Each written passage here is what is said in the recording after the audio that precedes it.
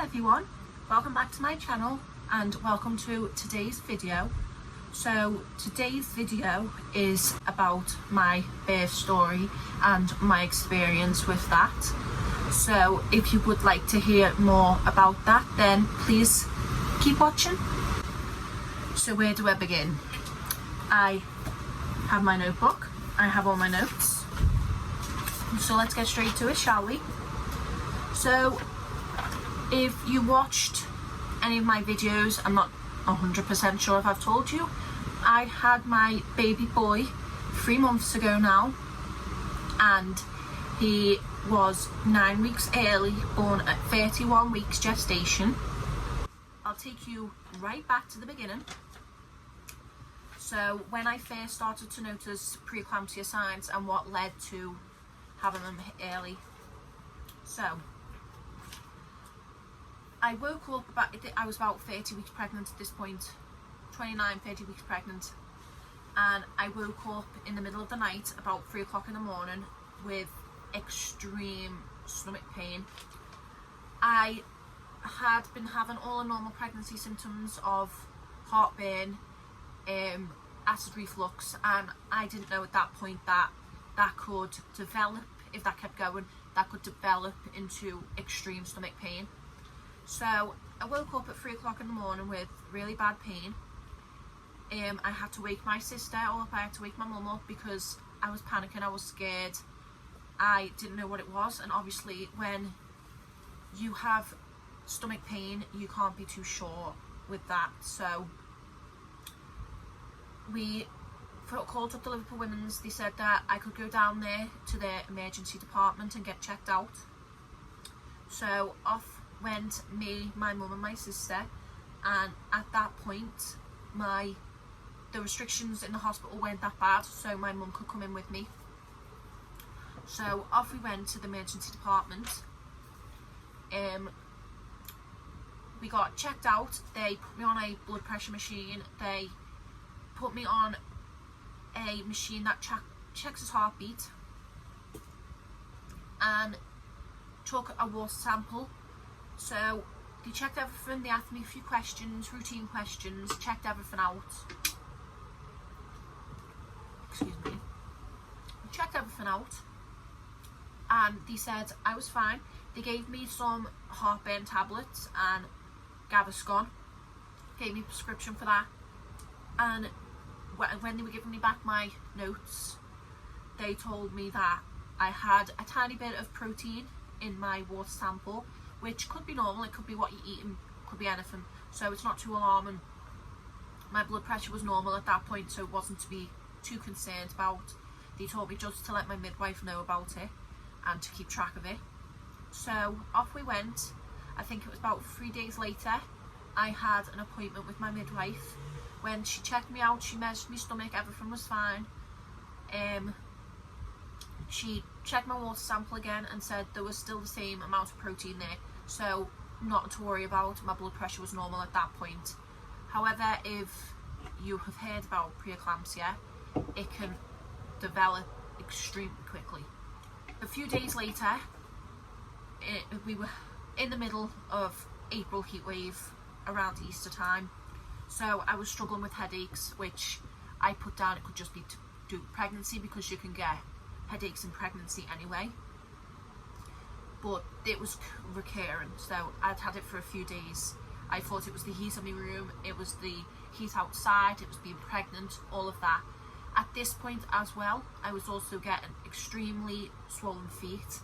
I thought I'd developed carpal tunnel because I had just agonising pain in my hands. When I went to sleep, pain. I could barely open the door, I could barely use my phone. It was just horrible. So I put all that down, just normal pregnancy symptoms. Told my midwife about it, she told me there was nothing to worry about, that it was normal.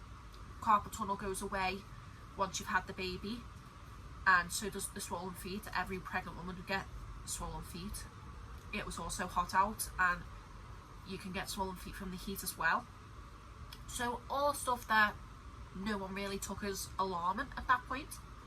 So I was struggling with a headache for a few days, and I posted about it on Facebook, and one of my friends and my sister's friend came back to me. She herself had suffered with pre-eclampsia, but hers then had went on and developed into HELLP syndrome, which is, I think, where it can cause you to nearly have a stroke or something like that, where your blood pressure gets extremely high. And I think that's what it is anyway. And she said to me, okay, all these signs, I've been through it myself, they're all alarming. Maybe you should take your blood pressure or call up the Liverpool Women's just to get checked out. So I have an at-home blood pressure machine, and so I took my blood pressure on that, and they say that you do it 3 times, and you take the third reading as what your blood pressure is. So all 3 times my blood pressure was high. So this was a Sunday, so we called up the Liverpool Women's, and they told me to maybe come in just to get checked out. So off we went to the hospital. Again, at this point, actually, the restrictions had slammed on. We were in lockdown at this point, so my mum and my sister couldn't come in with me. So I went in on my own. I was there for a few hours. They took blood samples, they took water samples, they hooked me up to a machine, and I'll show that right here.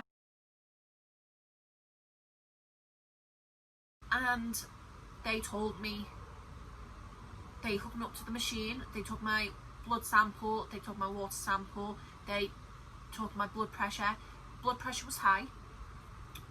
They took my blood, but they couldn't give me a result as it was a Sunday, and the doctor who did that wasn't in until the next day. And they also took my water sample. My blood pressure was high, and the protein in my waters had gone up. So they told me to come back the next day, which was a Monday, and they said that from my blood sample it showed signs of pre-eclampsia. They gave me blood pressure tablets and monitored me for a further hour. They said that I might, at that point they admitted me and said that they'd need to monitor me for a few hours just to check how I would respond to the blood pressure tablets. So they gave me blood pressure tablets, sent me to Mat Base, gave me a bed. At that point I wasn't expecting to be admitted, so I had to ring up my sisters, my mum, and panic, say, I have nothing packed, could you pack it? They ran around like mad people packing it all up for me. And at that point they'd given me blood pressure tablets, which I had a bad reaction to. My feet swelled to double the size they already were. I couldn't walk. I felt nauseous, dizzy. I was having a bit of really bad shaking in my hands.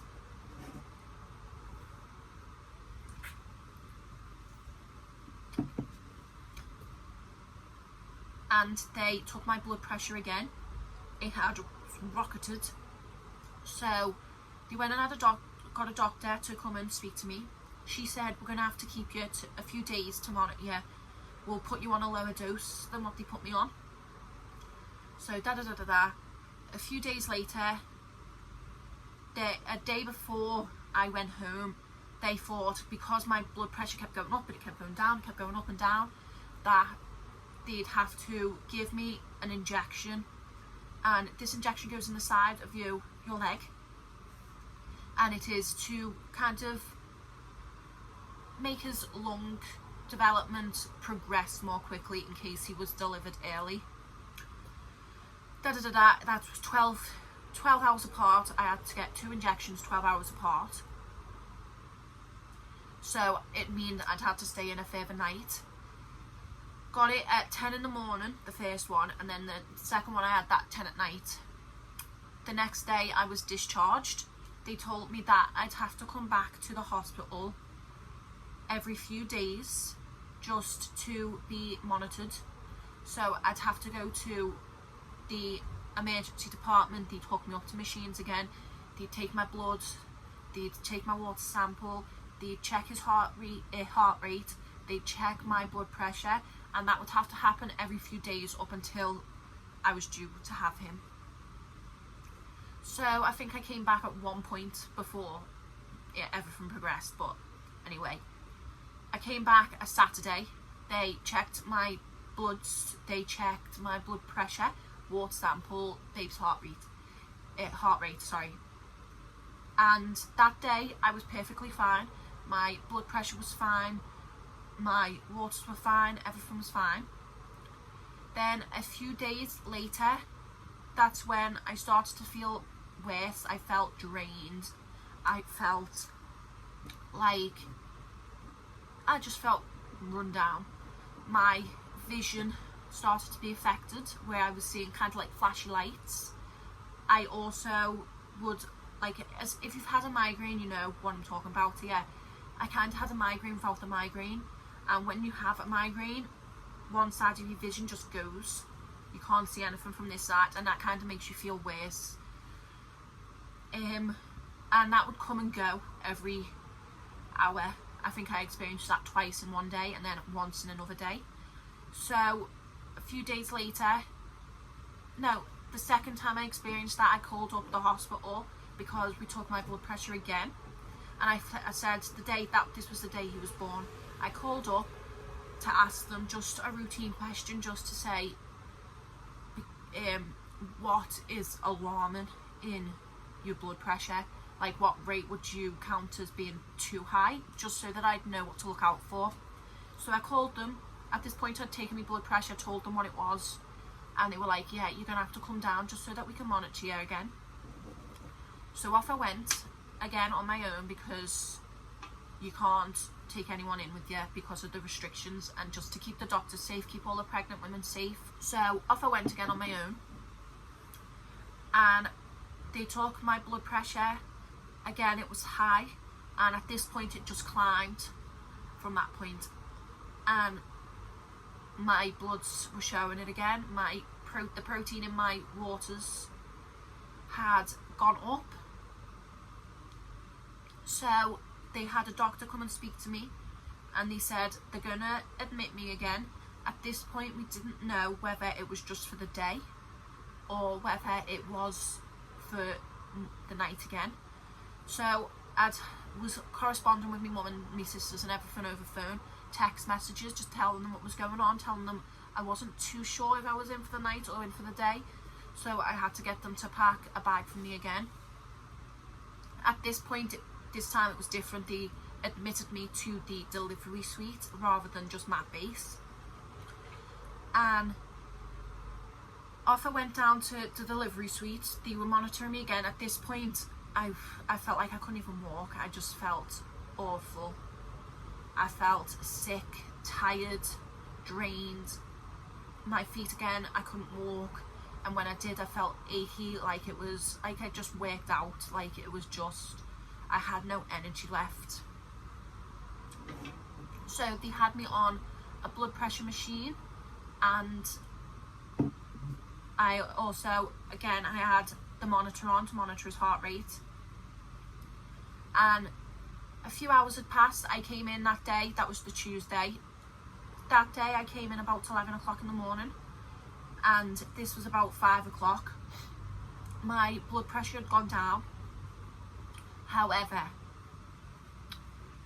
his heart rate started to dip, and he said to me earlier that if that was to happen, that was him deciding to be born. So he said to me that he's going to prep me.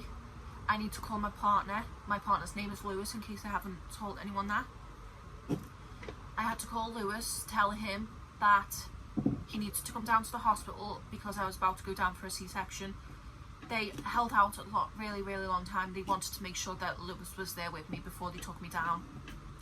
However, Lewis was asleep because he had just done his shift at work. He works nights, and he was on again that night. So he was asleep at this point. I had to get my mum to call him because there's just no service in the hospital, and I wasn't sure if you were allowed to use your phone. So my mum called him. He was getting ready. He had to get my stuff ready, so it took about an hour and a half, 2 hours before he got there. I live quite far away from Liverpool Women's. So he had to get everything ready for me. It took about 2 hours for him to get there. As soon as he got there, it was about 5 minutes. They got me changed into the gowns, they got me into a wheelchair, and they took me straight down to theatre for my C-section. Lewis got taken into a side room whilst they prepped me, and once I was on the table and I had my epidural and everything like that, that's when they brought Lewis in. And it was about 10 minutes later that my little boy Joshua was born. He let out one tiny little screech when he was born. They got him wrapped up, cleaned up, and obviously because he was 9 weeks premature, born at 31 weeks 4 days gestation, that I couldn't hold him. I couldn't have any skin on skin time with him.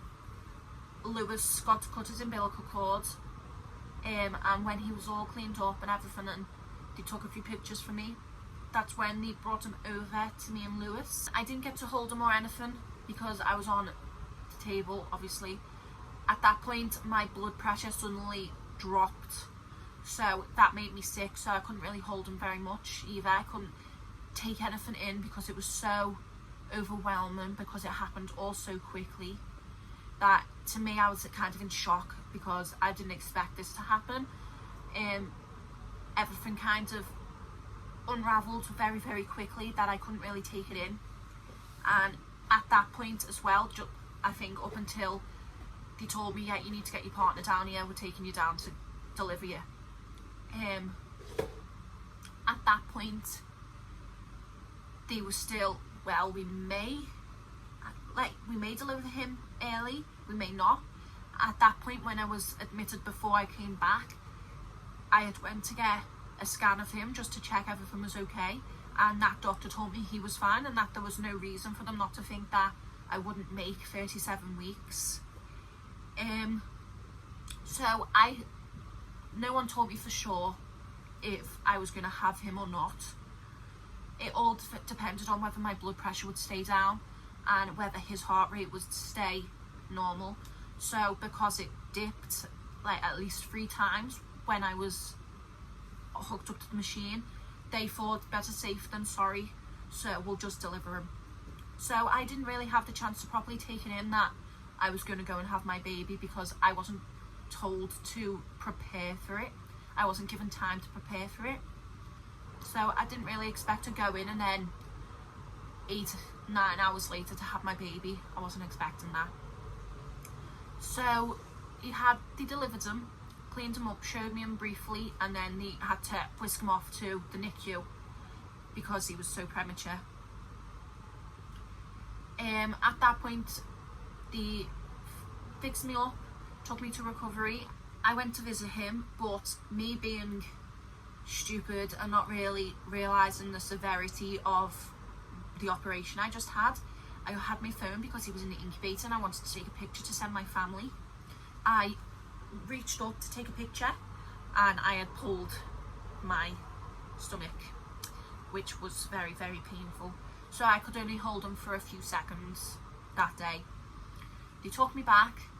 The next day, I managed to get into a wheelchair, get up out of bed and into a wheelchair. I was exhausted because they had to keep the blood pressure monitor on me all night. I was starving because I couldn't eat, I couldn't drink, I was weak, I was tired. I kept getting woken up every half hour for my blood pressure. Monitor would take my blood pressure. My blood pressure was still high, which can happen after you have your baby and you still with pre-eclamsia. It doesn't, sometimes it can, but it doesn't always go away straight away. So I was nauseous, I was dizzy, I was exhausted, I was hungry, and I just didn't have the energy to hold him. And when I had hold of him the first time, I suddenly felt like I was going to be sick. I felt really dizzy. I didn't feel like I was safe to hold such a new baby, such a tiny baby, in case I fainted, in case I was sick. So I only got to hold him for a few seconds and then I had to go back to my room. Then the next day, I managed to get up again and my partner could come and visit me again. He could only visit me whilst I was in the delivery suite. So he came to see me again. He helped me shower, he helped me eat, and then as I was leaving, that day I didn't get to see him. That day as I was leaving the delivery suite going on to the mat base for recovery, that's when Lewis got to go and see him again. We got to video time and see him. So it was about 3-4 days before I got to actually have proper skin on skin contact with him. So the next day, that's when I went down and visited him properly for the first time. I got to have skin on skin with him, but it wasn't allowed for that long because he was also jaundiced, so he needed to stay under a light for at least for a few hours, so I could only have 30 minutes with him skin on skin. As other mums will know, the minute you have your baby, they instantly put you on your chest, because that skin on skin bond is important to develop it. So I didn't get that for a few days after he was born. So for me, it felt like I was just struggling, really. I didn't really develop a bond with him. He didn't feel like he was mine. And I have never had any experience with babies before. My siblings don't have babies. I am the baby of the family. My friends don't have babies, but one of my cousins did at that point, but we didn't really get to visit that much. We don't visit that much, so I didn't, and he's much older now, so I didn't really experience him as a baby. I was admitted for a few days after that. The Saturday I got discharged. He then got moved to the lower dependency from the NICU because he was breathing fine and he didn't need that much attention. So he got moved to the lower dependency ward, and at that point he just shot up. From that point, everything just went much better. He managed a few days later to get out of the incubator. He didn't need oxygen. The minute he was born, he was only on oxygen for 8 minutes. He was on the machine still, which tracked his heart rate and his oxygen levels. He was feeding through a tube. But from that point, I also struggled because, again, I had no experience with babies. I was intimidated by his size, and I didn't know how to pick him up. I didn't know how to hold him. I didn't know how to change him, and I had to kind of learn all of that myself. But I was struggling because the few times I was holding him, I got told by midwives that I was holding him wrong, so I was afraid to hold him. And also, whenever I did, his machines would go off, which they say would just, if you're not the monitor that's attached to his foot, that could make that happen. But every time I did hold him, that would happen, and it would scare me. So I was kind of reluctant to hold him. Thankfully, a few days later, that's when they lowered the restriction just on that ward, so 2 parents could come in at once. Just such a hard time for any parent to go through when your baby's in hospital. From there, he just continued to excel. He moved quickly onto bottle feeding, which just amazed all of the midwives. He was quiet. He was the quietest one in the room. He took his bottles perfectly. Started to take them perfectly from the bottle. He eventually moved off of the machines. He didn't need oxygen, and then they moved him into another room, which was the lower dependency. So he was out of the incubator and he was in a cot. So he was still at this time hooked up to the machine, but they took him off him like a day later after that. However, there are four things they have to tick off the list before they would let your baby go home. He has to be feeding for 24 hours off the machines, not needing oxygen, and he had to be above 4 pounds. They would never let you take a baby home if they were below 4 pounds. So he was in the low dependency unit for about 2 weeks after that. We went every single day, and I think if any parent watching this has been with their baby, if they've had premature baby, their baby early, then they will know that hospitals are just so depressing, and so as just something about the environment, it just really makes you tired. So every day we'd go down there to see him. I felt like I was a bad mum if I wouldn't go down and see him. So I made sure I went down there every single day as much as I could for as long as I could. But it was a draining environment, and it was a depressing environment. So for 2 weeks he was there, and then just one Saturday morning I got a phone call. I was about to go down and see him with my partner Lewis, and we just got the phone call that he'd just been checked over by the doctor, routine check. Everything's perfect. He's now above 4 pounds, and if I wanted to, I could take him home. Of course I said yes. Anything to get him out of that hospital and home for me to start my proper bond with him. So we were all running around like mental people because the house wasn't ready. We hadn't got any of the stuff put up. So I am a prepared person anyway, so from the minute he was born, I made sure that all his clothes were out hung up on his rail. I made sure his vests and everything was organised, all his nappies and everything was organised, so all that was sorted. But I just needed to get his bath sorted, I needed to get his bassinet sorted, that was all still in its packaging. Went into the hospital finally after everything was sorted to get him. It was, for a while we were in there, we had to make sure everything was sorted, and with premature babies, I didn't know this, for a year after they're born they have to be on vitamins, so they had to get the special vitamins for him sorted, which he has every day in one of his bottles every day. So they had to get that sorted and show me all of that.